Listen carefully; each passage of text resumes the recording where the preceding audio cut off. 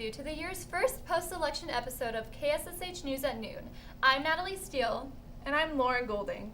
Well, it's been almost 2 years in the making, but the election cycle is finally over. Congratulations, President Obama, for winning your second term, and to all of you who supported his re-election.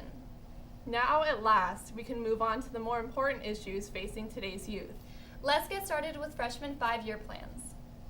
Hi, Santa Susanna. This is Michael Kennedy, and I'm here with Ms. Bischoff to talk about the 5-year plan. The 5-year plan is basically a map of all the courses you're going to take in order to graduate at your senior year. It's going to mark your 9th, 10th, 11th, and 12th grade, as well as what you want to do for that 5th year after high school. So college, 2-year school, vocational, or military. It also helps us with certification, so you see what classes you need to graduate, as well as what classes you need in order to certify at your end of your senior year. When do students typically use their 5-year plan? 9th graders will look at it to register for 10th grade, 10th to 11th, and so on and so on. So it's just an idea of the classes you need to take in order to meet those graduation requirements. Are the plans set in stone? Absolutely not. You're always welcome to edit your plan, change it, revise it.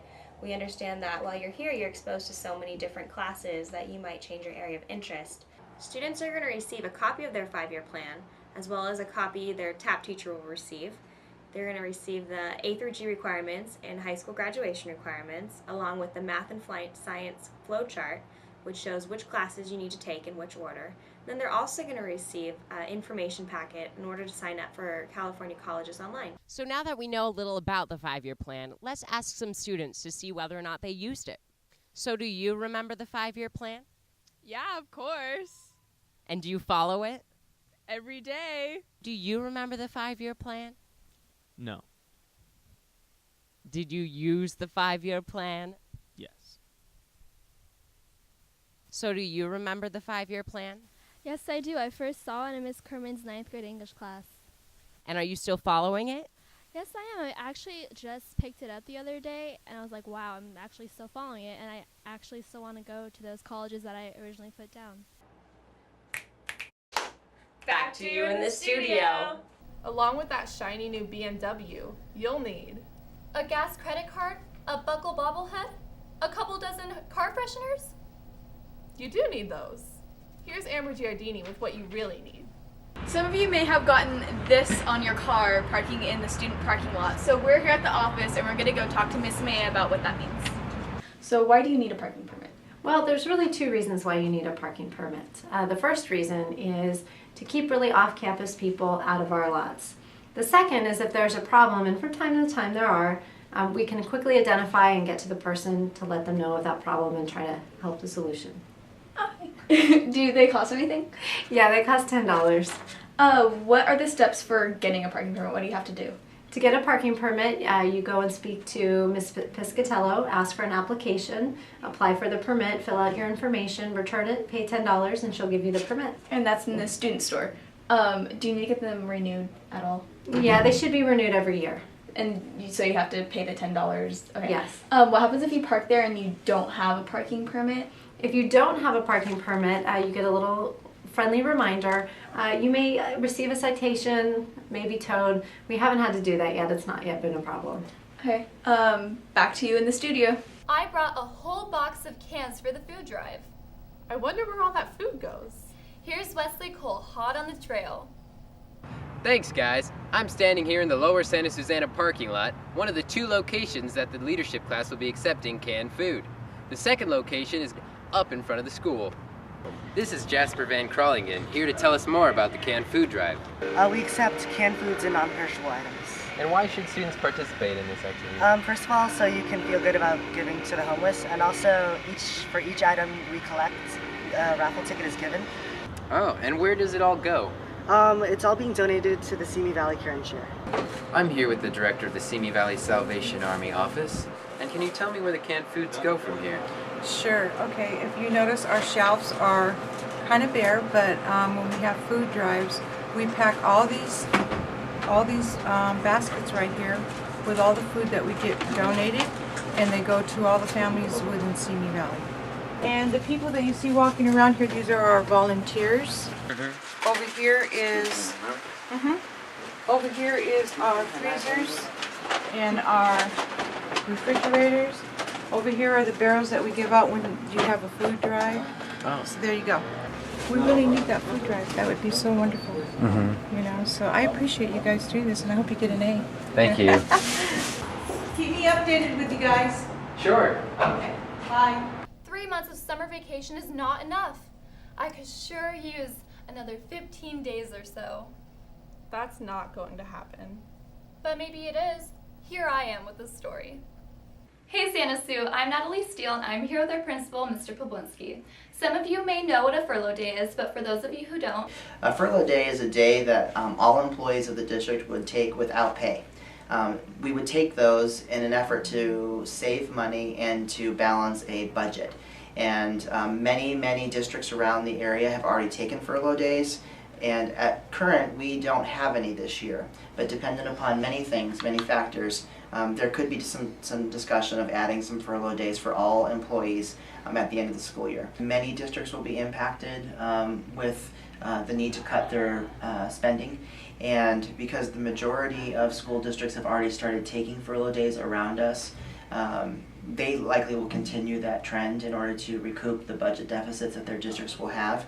As all of you know, schools are funded by your attendance. So students' attendance in class each day is how schools are funded. Well, thank you so much. You're welcome. Back to you in the studio. Maybe we could organize a giant fundraiser to help keep the school open for those 15 furlough days. Which leads us into this next story about fundraising. Here's Nia Coleman with more. So Mrs. Abby, tell me about the fundraisers this year. The choir offers 3 major fundraisers twice a year, and we are just coming up on our C's Candy fundraiser, which we're going to be doing with the dance department. That's the first couple weeks of November. Then we're going to be doing a butter bread pastry fundraiser in December, and we're going to be offering our Little Caesars and butter bread again next spring. Back to you in the studio. There's something new over in our library. Let's visit Mrs. Forbes for the update. Hey Santa Sue, Emily Radke here with Mrs. Forbes in the library. So Mrs. Forbes, did we get any new additions this year? We did. We've gotten some like science books, science and invention, and we've gotten some history books, some dance books, and acting books, but lots of different genres. So do we have any ebooks here on campus? We do. We have about 16 ebooks right now, and we're hoping it'll be a success. If so, we'll be purchasing a lot more. So Santa Sue, what would you like to see offered as ebooks? Lolita by Vladimir Nabokov. Lord of the Rings by J.R. Tolkien. It by Stephen King. Gone with the Wind by Margaret Mitchell. Into the Wild by Christopher McCandless. The Narnia series by C.S. Lewis. My friend wants all the Ellen Hopkins series books. For Narnia! The Percy Jackson series by Rick Riordan. It's kind of a funny story by Ned Vizzini. The Perks of Being a Wallflower by Stephen Chbosky. So Santa Sue, if you have any more recommendations, just post them on the library's brand new Facebook page. Just search Santa Sue Library and like them on Facebook. We want you to like us on Facebook, and we're going to be having a contest to win autographed copies of books that I've accumulated over the last few years. Thanks, Mrs. Forbes. Back to you in the studio. So, the library has a Facebook page, but paradoxically, you can't access it from the school computer.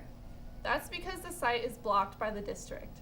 Let's check back in with Emily Radke for some clarification. Hey Santa Sue, Emily Radke here in front of the office going to talk to Mr. Poblinski about new Facebooks on campus. Let's go.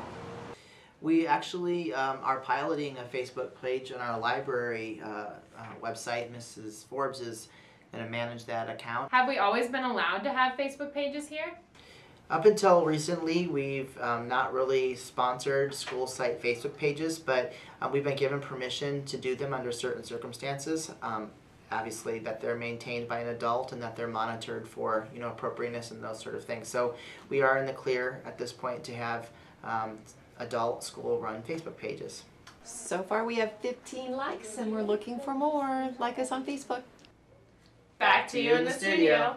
Here's a story that pertains to everyone. Watch this. It's time to play Who Stole That Necklace? Was it Basil, the crazy bellhop? Mr. Clifford, the uptight hotel owner? Could it have been the Brightums, a sweet elderly couple on holiday? Was it Audrey, the jealous ex-fiancé? Or was it one of the gossipy maids?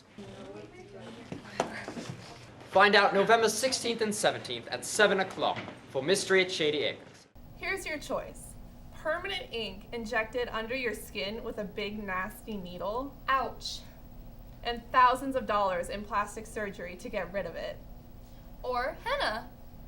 Hi, I'm Trevor Newton, and I'm here with Anna Fagan. Now, Anna, tell me about your senior project. I will be throwing a henna event. And what is henna? Henna, it's like a paste that goes onto your skin and temporarily dyes it. So it's like a temporary tattoo? Exactly. Nice. And when and where will this event take place? It will take place in the activity room after school on November 15th from 3 o'clock to 5:30. All the profits will be going straight to the art department at school. So if you love me or Mrs. Golden, you know where to go. Back to you in the studio. A choir performance is in the near future. Check this out. Oh, say, can you see by the dawn's early light and the rocket's red glare, the bombs bursting in air, home of the brave. I felt so powerful exercising my franchise in our school's mock election. Here's Maya Bullis with the results. Maya Bullis here with Christian Occasion, the president of Political Club. Here are the results for the mock election. Out of those 184 students, 65% voted for Barack Obama, 27% voted for Mitt Romney. The 13 teachers who participated, 54% voted for Barack Obama, 38% voted for Governor Mitt Romney. For Proposition 30, out of, once again, 184 students, 57% voted yes, and 43% voted no. So thank you to all the students who participated. I love Harry Potter. Are you Quidditching me? Hello, Santa Susanna. I'm Ryan Holcomb here at UCLA with another new exciting sport. Quidditch. I'm here with Caitlin Kazane, the UCLA co-president of the Quidditch team. Caitlin, what are some of the basic rules of Quidditch? It's a weird sport where there's like 3 different games going on. There's the chasers, which is what I do, and there's 3 of us on the field. And we take a deflated volleyball and try to put it through the hoops to score. There's 3 of us, and then there's also a keeper, which acts a lot like a goalie in soccer.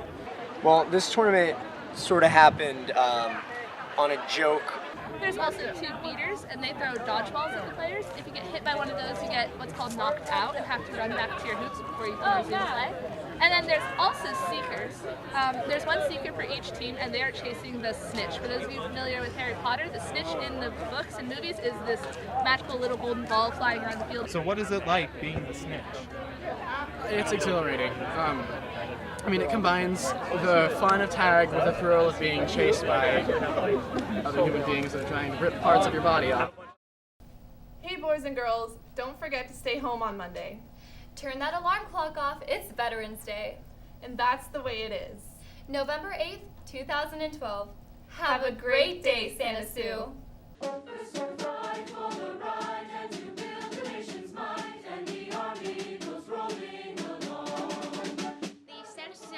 Orchestra and vocal ensemble have been honored to be asked to perform at the Veterans Day program on Monday, November 12th.